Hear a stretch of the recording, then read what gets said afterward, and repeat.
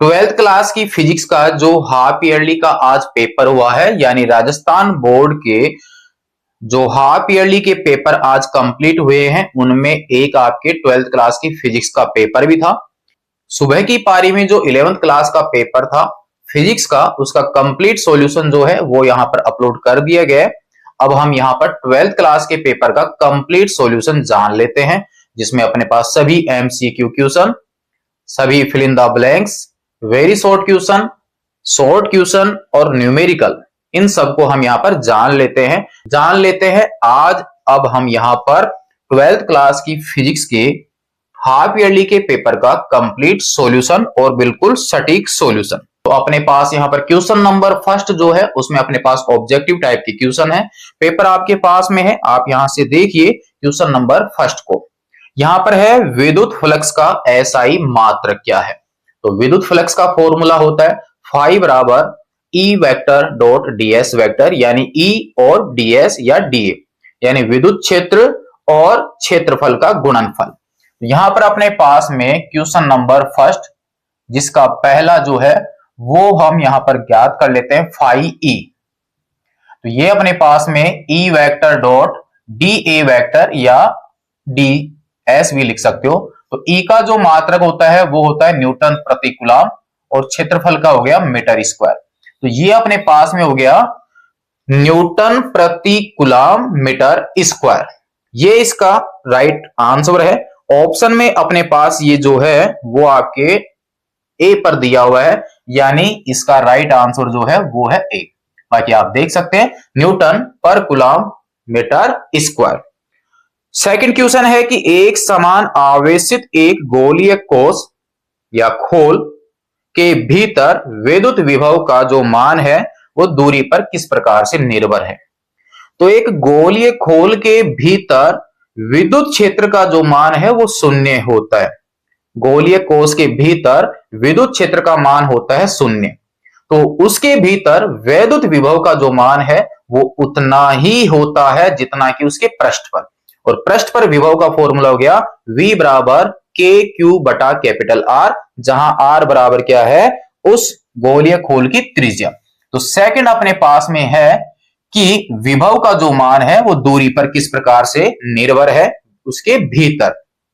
तो यहां पर भीतर और पृष्ठ पर विभव समान ही होता है, यानी भीतर विभव में कोई परिवर्तन नहीं होता है। तो राइट आंसर अपने पास में है यहां पर V जो है क्या रहता है, नियत रहता है। तो राइट आंसर इसका हो गया विभव नियत, यानी ऑप्शन बी जो है वो इसका सही आंसर है।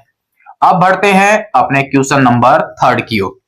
क्वेश्चन नंबर थर्ड है कि विद्युत वाहक बल का एसआई मात्रक। तो विद्युत वाहक बल वोल्टेज वाला हो गया, तो इसका मात्रक आपके पास वोल्ट हो जाएगा। तो यहां पर आप इसको नोट कर लीजिए, वोल्ट, यानी ऑप्शन बी इसका राइट आंसर। अब अपने पास में है इसका क्वेश्चन नंबर 4। जब कोई आवेशित कण एक समान चुंबकीय क्षेत्र में क्षेत्र के लंबवत गति करता है तो उसका पथ कैसा होगा। यानी कोई आवेशित कण चुंबकीय क्षेत्र के लंबवत गति करता है तो उसका पथ होता है वृत्ताकार। तो अपना राइट आंसर होगा इसका वृत्ताकार पथ, यानी ऑप्शन बी जो है वो इसका राइट आंसर है।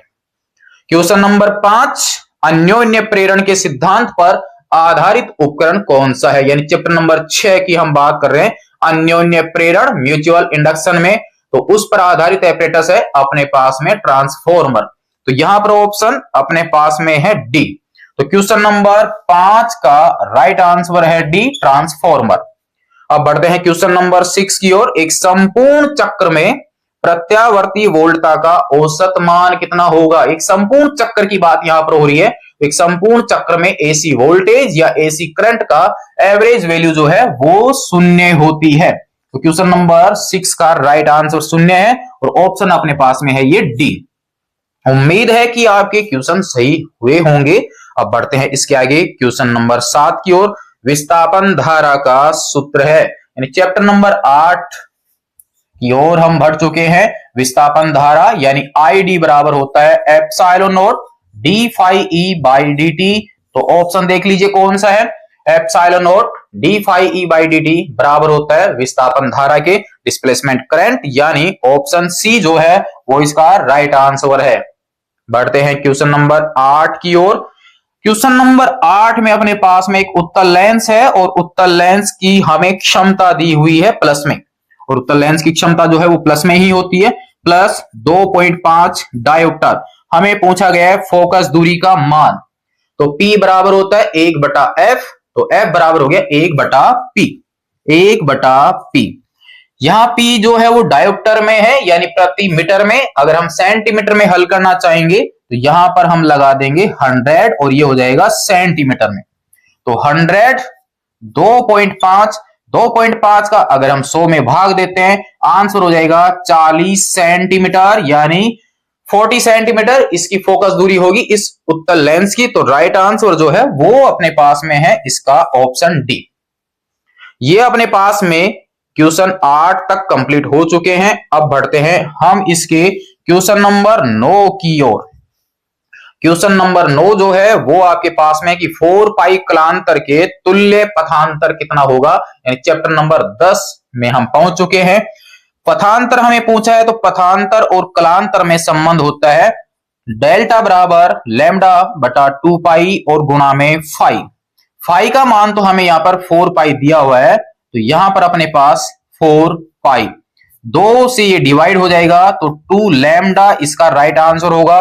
ऑप्शन आप देख लीजिए, 2 लैम्डा इसका पथांतर होगा, तो राइट आंसर अपने पास में है प्यारे बच्चों ऑप्शन बी।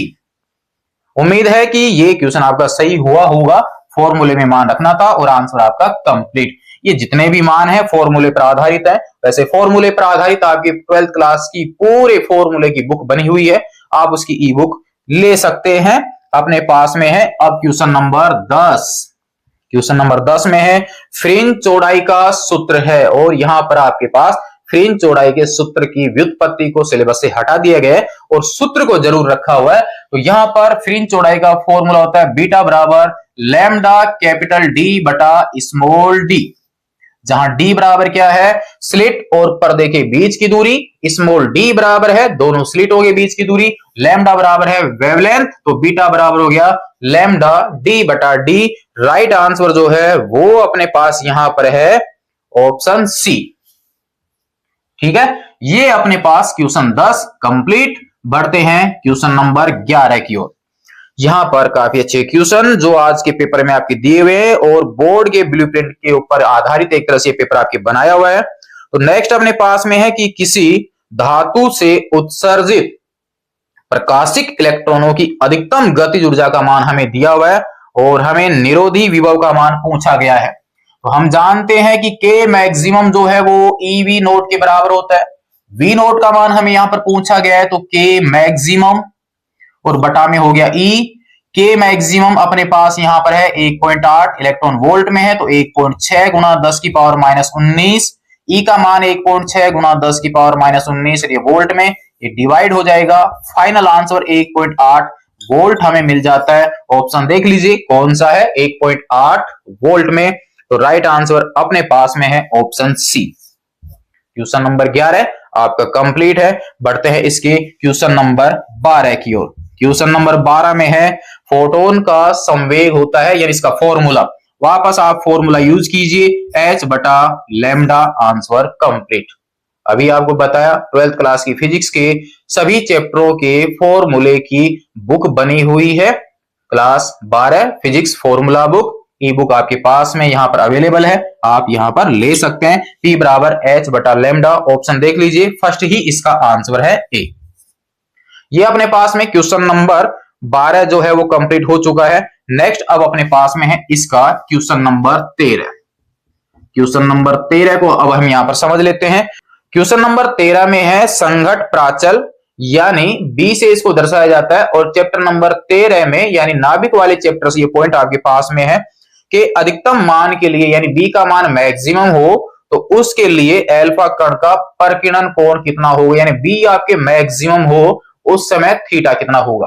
तो अपने पास यहां पर ये नाभिक लेते हैं, ये अल्फा कणों की बौछार यहां पर होती है, इनका ये परकिरण होता है और ऊपर वाले सीधे ही निकल जाते हैं, और यहां से स्पर्शरेखा खींच के ये वाली जो दूरी होती है ना उसको दर्शाते हैं बी से।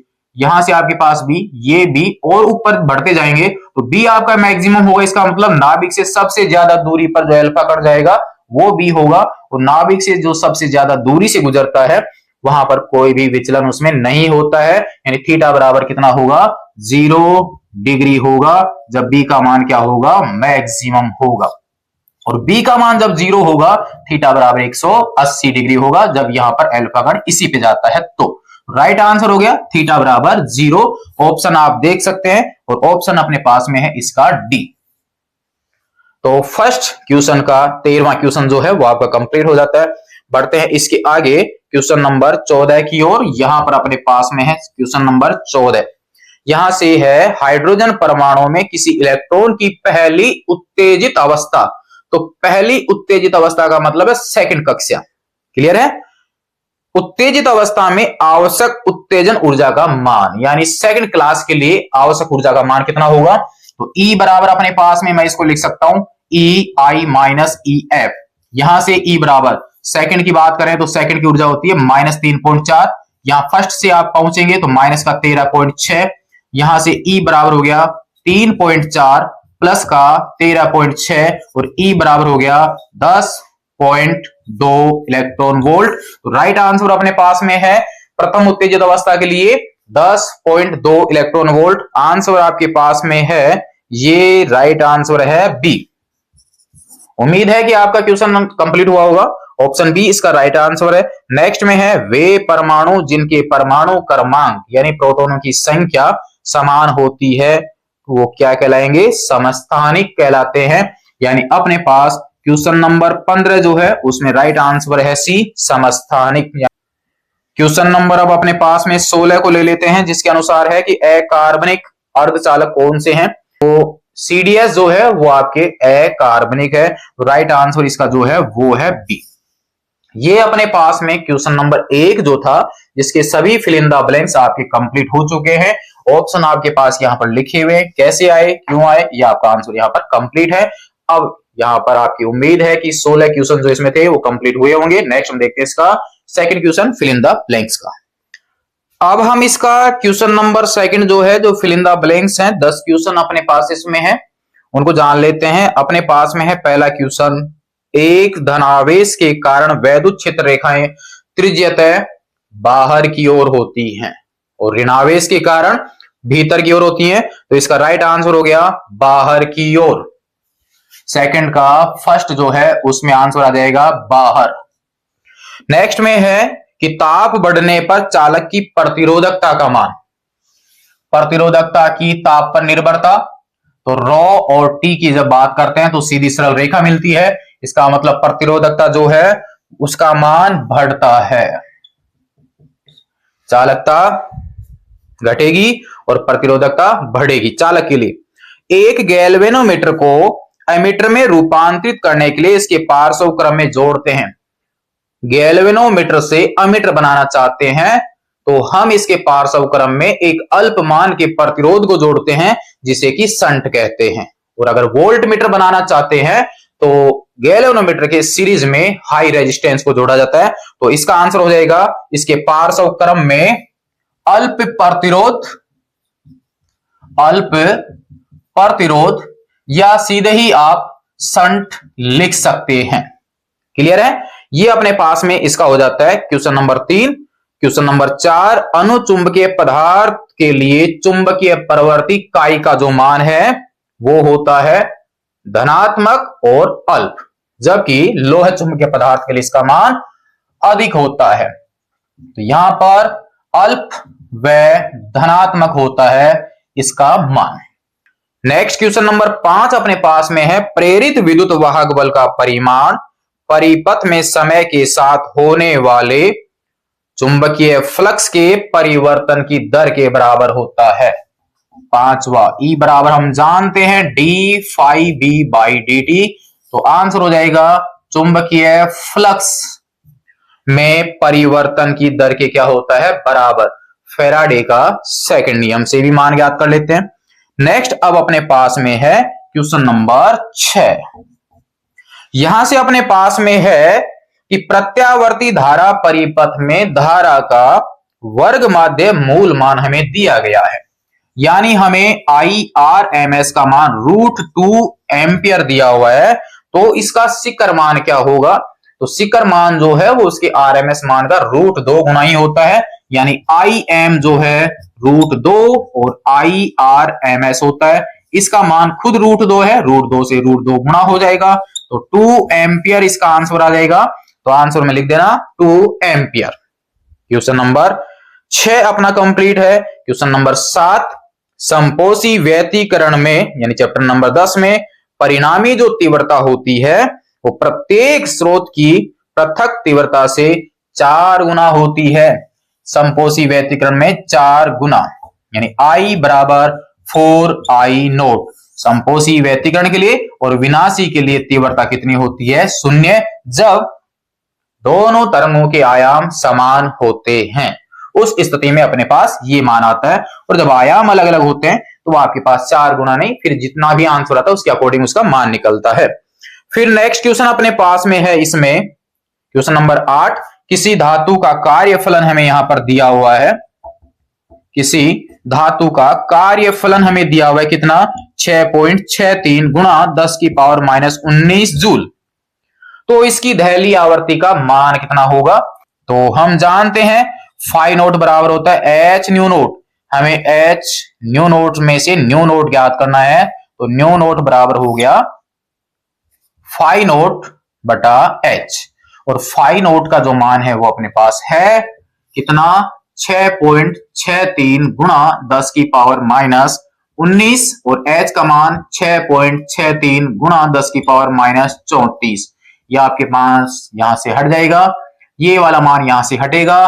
न्यू नोट बराबर 10 की पावर -19, 10 की पावर 34, हल कर लीजिए तो अपने पास में आंसर आ जाता है 10 की पावर 15 हर्ट्ज। तो राइट आंसर हो गया 10 की पावर 15 हर्ट्ज। 34 में से आप 19 को घटा लीजिए तो आपको आंसर मिल जाता है। अब बढ़ते हैं इसके आगे के क्वेश्चन की ओर, क्वेश्चन नंबर 9 की ओर। क्वेश्चन नंबर 9 में है, यदि हाइड्रोजन परमाणु के प्रथम कक्षा की त्रिज्या, जिसे हम ए नोट, जिसे बोर त्रिज्या भी कहते हैं, या R1 मान दिया हुआ है भाई 0.5 गुणा 10 की पावर -10 मीटर, और हमें पूछा है इसकी दूसरी कक्षा की त्रिज्या, यानी हमें R2 का मान पूछा है, और हम जानते हैं ये जो मान होता है वो आपके पास में ए नोट और एन स्क्वायर हो जाएगा हाइड्रोजन परमाणु के लिए। ठीक है, एन स्क्वायर मतलब दूसरी कक्षा, यानी 4 से आप इसको गुणा कर दीजिए, 0.5 गुणा 10 की पावर -10 गुणा में 4, आर नोट बराबर 5 के यहाँ पर हो गया 20, 1.10 की पावर -10 मीटर। आंसर आपका कंप्लीट, यानी 2.0 गुणा 10 की पावर -10 मीटर, ये इसका राइट आंसर होगा। अब बढ़ते हैं क्वेश्चन नंबर 10 की ओर, फिल इन द ब्लैंक्स के लास्ट क्वेश्चन की ओर। अपद्रव्यी अर्धचालक प्रकार के होते हैं, 2 प्रकार के होते हैं, पी प्रकार का अर्धचालक और एन प्रकार का अर्धचालक। राइट आंसर 2 प्रकार के होते हैं। क्वेश्चन अब आपके पास दूसरा जो था वो कंप्लीट हो जाता है। ऑब्जेक्टिव टाइप के सभी 16 क्वेश्चन आपके कंप्लीट हैं। फिल इन द ब्लैंक्स 10 जो थे वो आपके कंप्लीट हैं। अब हम यहां पर थोड़ा सा आगे बढ़ते हैं और यहां पर और छोटे छोटे क्वेश्चन जो हैं उनको भी जान लेते हैं। क्वेश्चन नंबर 3 की ओर। क्वेश्चन नंबर 3 में अपने पास में है कि किसी एकल धनावेश जो कि पॉजिटिव आपके दिया हुआ है के लिए समविभव पृष्ठ, तो हम जानते हैं संकेंद्रीय गोले यहां पर बनने वाले हैं। समविभव पृष्ठ के लिए संकेंद्रीय गोले बनेंगे, यहां पर केंद्र पर क्या होगा, आवेश रहेगा। ठीक है, तो संकेंद्रीय गोले इसके समविभव पृष्ठ बनेंगे। ओम के नियम को प्रदर्शित करने वाले V व I के मध्य ग्राफ बनाइए। तो आपके पास में ओम के नियम के अनुसार V और I में ग्राफ बनेगा सीधी सरल रेखा, यानी 45 डिग्री वाली। नेक्स्ट में है, एक अवतल दर्पण की वक्रता त्रिज्या हमें दी हुई है 30 सेंटीमीटर, तो इसकी फोकस दूरी पूछी गई है। तीसरा जो क्वेश्चन है उसमें फोकस दूरी पूछी है जो कि वक्रता त्रिज्या की आधी होती है 30/2 यानी 15 सेंटीमीटर, प्लस में ही मान इसका होता है। क्लियर है। क्वेश्चन नंबर 4, आइंस्टीन का प्रकाश विद्युत समीकरण यहां पर पूछा गया है। तो आपके पास के मैक्सिमम बराबर होता है H new minus H new note. के मैक्सिमम की जगह आप ई वी नोट भी लिख सकते हो। वी नोट बराबर क्या है, निरोधी विभव या अंतक विभव, आपके पास एच न्यू नोट। यह आपके पास में आइंस्टीन का प्रकाश विद्युत समीकरण हो जाता है। नेक्स्ट में है क्वेश्चन नंबर 5, किसी पदार्थ की दहलीय आवर्ती की परिभाषा। तो दहलीय आवर्ती की परिभाषा आप जानते ही हैं, आपतित प्रकाश की वह न्यूनतम आवर्ती जिस पर इलेक्ट्रॉनों का क्या होता है, उत्सर्जन।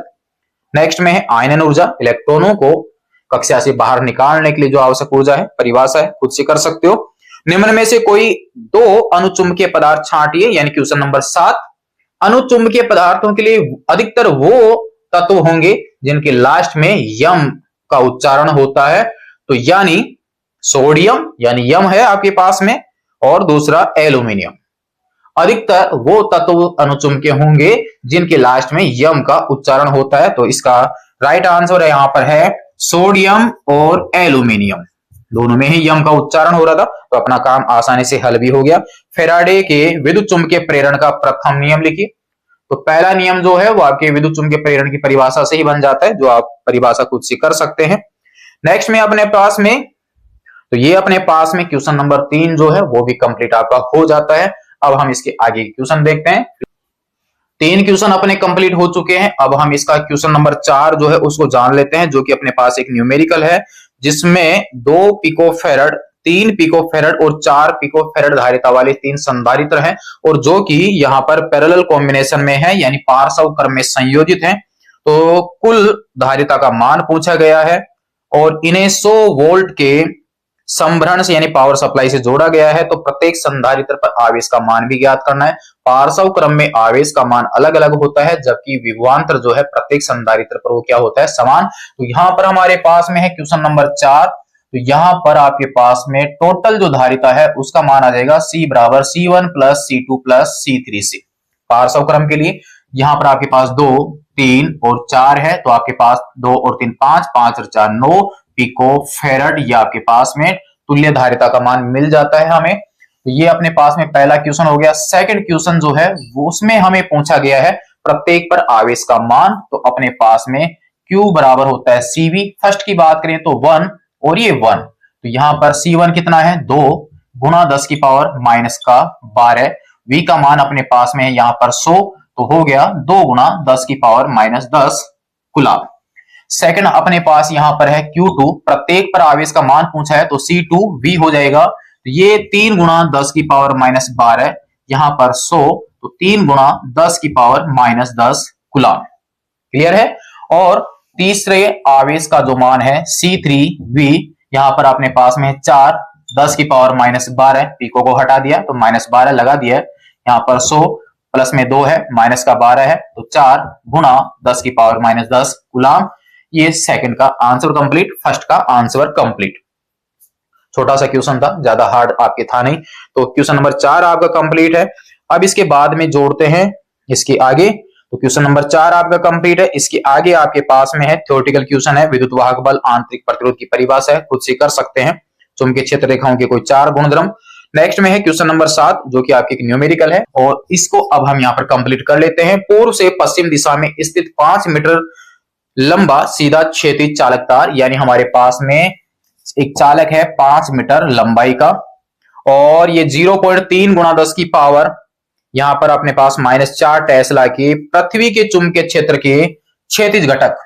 यहां पर B का जो मान है वो क्षैतिज घटक है 0.3 गुणा 10 की पावर माइनस 4 टेस्ला, चुंबकीय क्षेत्र का मान दिया हुआ है, कि लंबवत 2 मीटर पर सेकंड की चाल से चल रहा है। तो V का मान है 2 मीटर पर सेकंड लंबवत है। तो यहां पर तार के सिरों के मध्य प्रेरित विद्युत वाहक बल का तात्क्षणिक मान पूछा गया है। तो हमारे पास यहाँ पर लंबवत है, तो हम जानते हैं E बराबर होता है VBL। V अपने पास में कितना है 2, B अपने पास में है 0.3 गुणा 10 की पावर माइनस का 4, और L का मान अपने पास में है 5। तो 2 को 5 से गुणा करेंगे तो 10 हमें मिलने वाला है। तो यहां पर अपने पास में हो गया 10, यहां पर 3 गुणा 10 की पावर माइनस इस पॉइंट की 1 गुणा 10 की पावर माइनस का 4। तो यहां से देखिए ये वाला 10 जो है इस वाले 10 को यहां से कैंसिल आउट कर देगा, तो 10 की पावर माइनस का 4 बच जाता है, यानी E बराबर 3 गुणा 10 की पावर माइनस का 4 वोल्ट मिल जाता है। आप यहां पर 10 की पावर 2 का भाग और गुणा अगर कर देते हैं तो 10 की पावर माइनस का 6 बन जाएगा, और यहां पर हो जाएगा 300। तो ये हो गया 300 गुणा 10 की पावर माइनस 6 वोल्ट, यानी जिसको मैं लिख सकता हूं E बराबर 300 माइक्रो वोल्ट। ये अपने पास इसका आंसर कंप्लीट हो जाता है। ज्यादा कुछ हार्ड नहीं था, तीनों ही राशियों को आपको गुणा करना था, VBL इसका मान था, बाकी आपका आंसर कंप्लीट। क्वेश्चन नंबर 7 आपका कंप्लीट हो जाता है। अब बढ़ते हैं क्वेश्चन नंबर 8 की ओर। क्वेश्चन नंबर 8 जो है वो भी आपके न्यूमेरिकल ही है। थ्योरेटिकल जो क्वेश्चन है यानी परिभाषा वगैरह जो है उनको आप कंप्लीट खुद से कर सकते हैं। हम यहाँ पर ऑब्जेक्टिव टाइप के क्वेश्चन हो गए, फिल इन द ब्लैंक्स हो गए, शॉर्ट क्वेश्चन आपके कंप्लीट हो चुके हैं। न्यूमेरिकल अब हम यहाँ पर कंप्लीट कर लेते हैं। तो अपने पास क्वेश्चन नंबर 8 जो है वो भी न्यूमेरिकल ही है।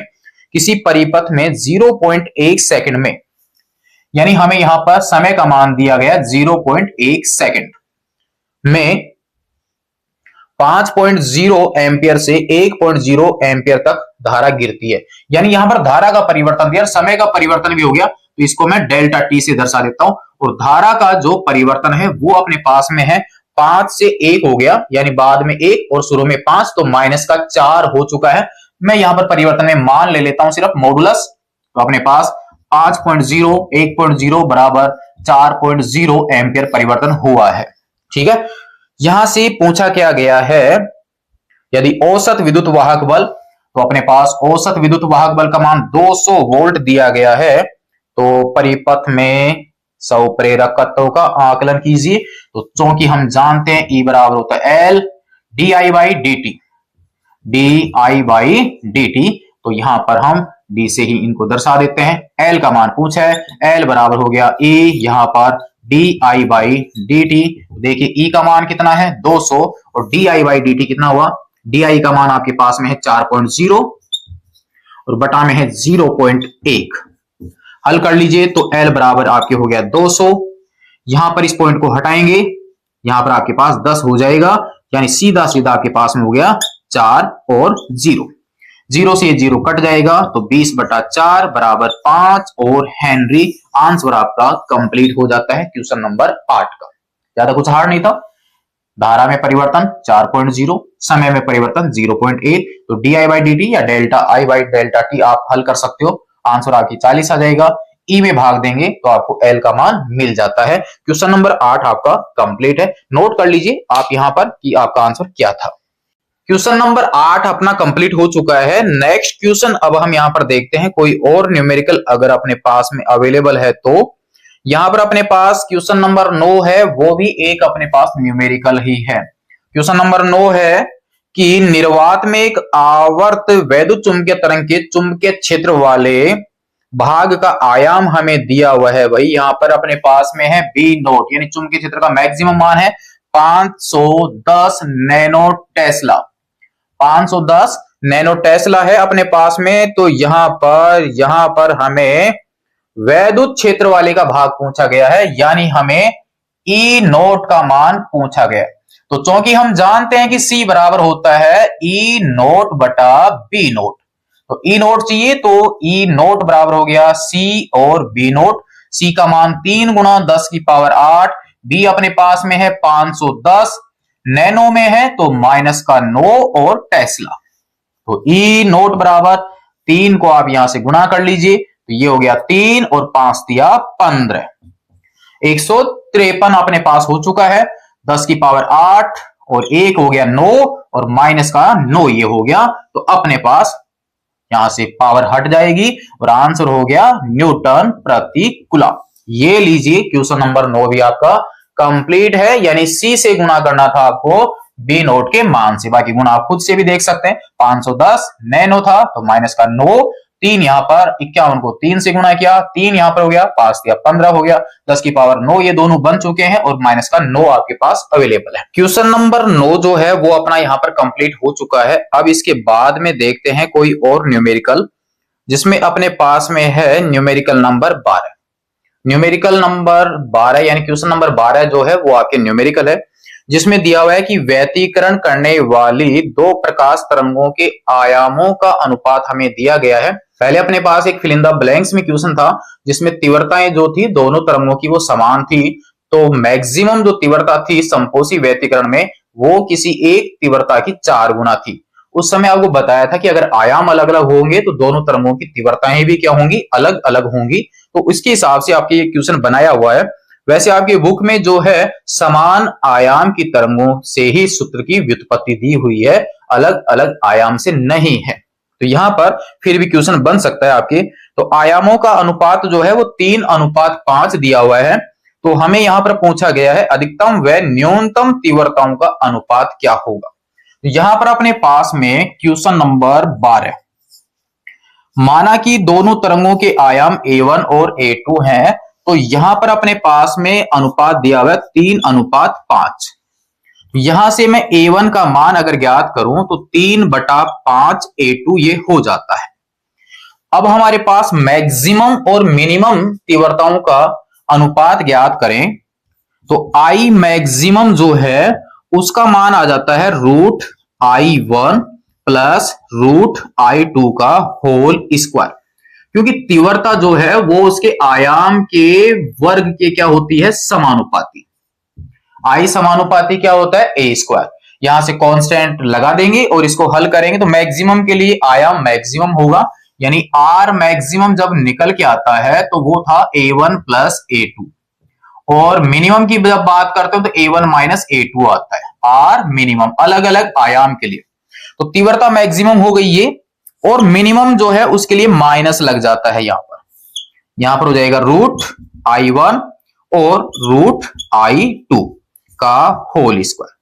तीव्रता जो है I1 की बात करते हैं तो इस फॉर्मूले के हिसाब से क्या होगा, I बराबर KA स्क्वायर। तो I1 की जगह हो जाएगा KA1 स्क्वायर और I2 की जगह हो जाएगा KA2 स्क्वायर। क्लियर है। और हमें यहां पर तीव्रताएं नहीं दी हुई है बल्कि आयाम दिए हुए हैं, तो तीव्रताओं को आयाम में हम कन्वर्ट करेंगे, उसके हिसाब से हम यहां पर देखते हैं। तो I मैक्सिमम और बटा में I मिनिमम, यहां पर आपके पास में है ब्रैकेट में √I, तो ये I1 की जगह हो गया ये वाला, और I2 की जगह हो गया KA2 स्क्वायर।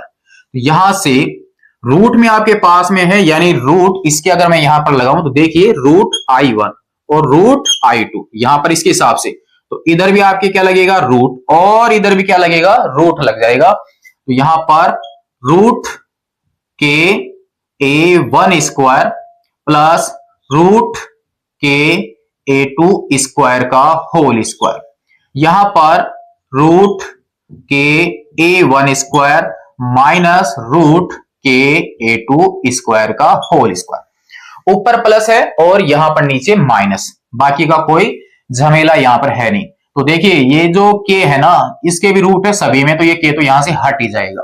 तो I मैक्सिमम बटा में I मिनिमम बराबर बटा में A1 स्क्वायर, यहां पर बचा A1 square, A2 square, A1 square और A2 स्क्वायर किसमें, माइनस में।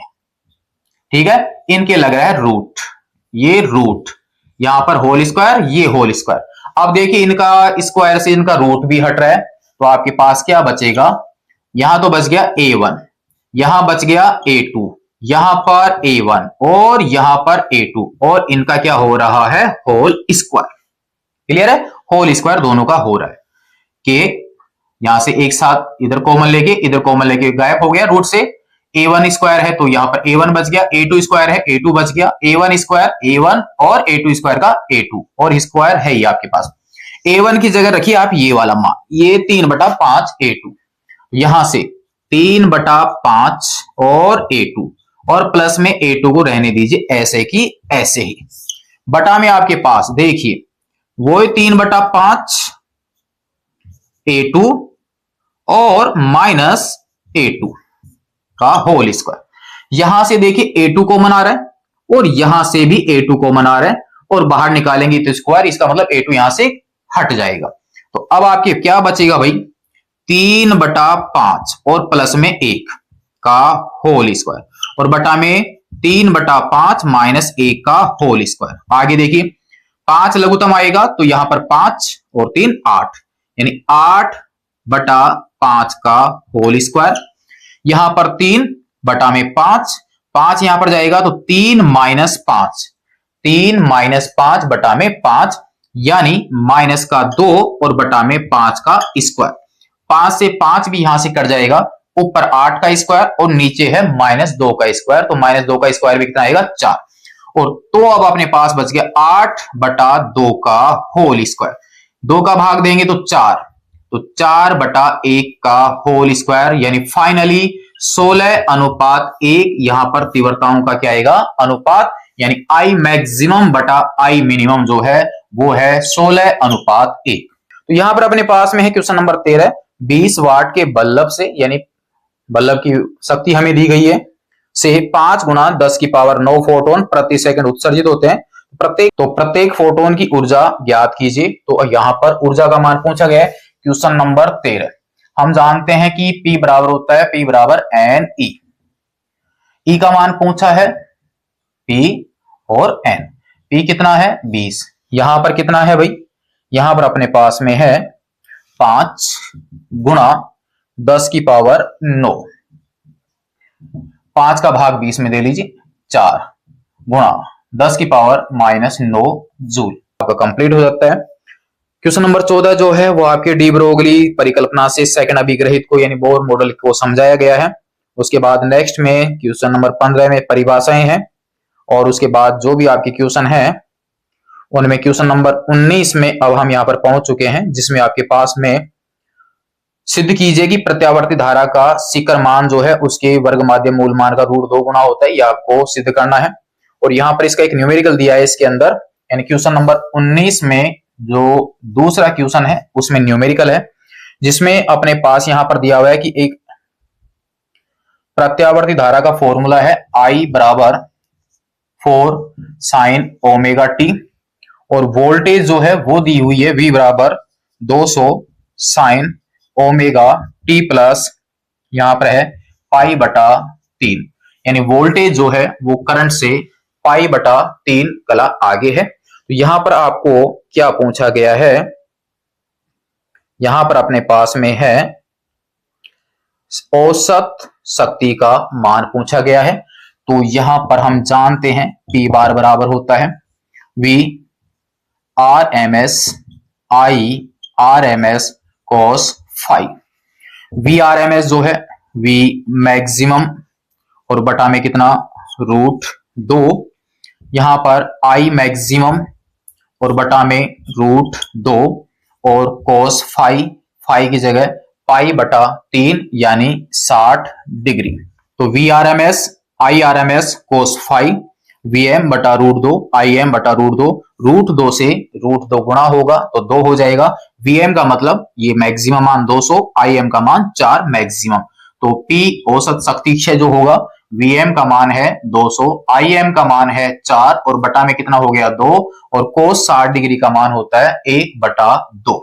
ये हो गया हमारे पास 1/2, 2 और 2 4 यहां से कट जाएगा, तो P बार बराबर 200 वाट शक्ति का क्षय अपने पास एक संपूर्ण चक्र में होने वाला है। क्वेश्चन नंबर 19 का सेकंड जो है वो आपका कंप्लीट हो जाता है। क्लियर है, π/3 यानी 180/3 60 डिग्री, और cos 60 डिग्री का जो मान है वो 1/2 होता है। VRMS IRMS, तो VRMS Vm बटा √2 Im बटा √2 से √2 आपके 2 हो जाएगा, दोनों के मान आपके हो गए 400, डिवाइड आपके 2 से हो गया, और यहाँ पर आपके पास 1/2 हल किया तो आपके पास 200 वाट आ जाता है।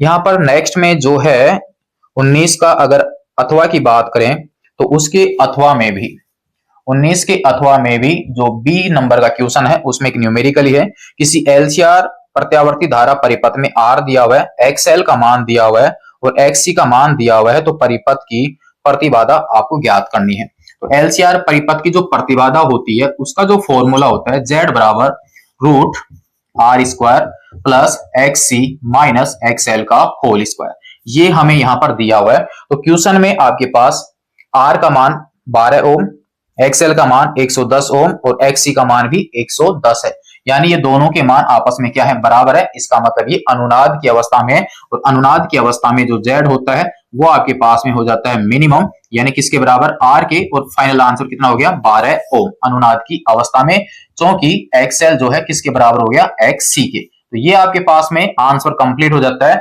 Z मिनिमम बराबर 12 ओम यानी अनुनाद की अवस्था में। नेक्स्ट आपके पास में प्रिज्म का फॉर्मूला स्थापित है, और आपके पास में नेक्स्ट अवतल दर्पण के लिए सूत्र स्थापना। तो इस प्रकार से आपके 12th क्लास का जो आज हाफ ईयरली का पेपर हुआ है जो आपका कंप्लीट हुआ है, ज्यादा हार्ड था नहीं, सूत्र स्थापना भी थी, डेफिनेशन भी थी, न्यूमेरिकल भी पर्याप्त मात्रा में यहाँ पर अवेलेबल थे, लेकिन सभी न्यूमेरिकल जो थे वो आपके फॉर्मूले पर आधारित थे। यदि आपको फॉर्मूले हर टॉपिक से रिलेटेड याद हैं, ध्यान में है, तो आप सभी न्यूमेरिकलों को हल कर सकते हैं। इसी के लिए आपके पास 12th क्लास की फिजिक्स के जितने भी चैप्टर हैं, उन सभी चैप्टरों के फॉर्मूले की जो पीडीएफ है, जो ई बुक के रूप में आपकी अवेलेबल है, लिंक आपको डिस्क्रिप्शन में मिल जाएगा, आप वहां से ले सकते हैं। तो ये था प्यारे बच्चों हमारे पास 12th क्लास की फिजिक्स के इस कंप्लीट हाफ ईयरली पेपर का सॉल्यूशन, और सुबह की पारी में आपके था 11th क्लास की फिजिक्स के कंप्लीट पेपर का सॉल्यूशन। नेक्स्ट में देखेंगे अब हम यहाँ पर कोई और चैप्टर के बारे में, तब तक के लिए धन्यवाद।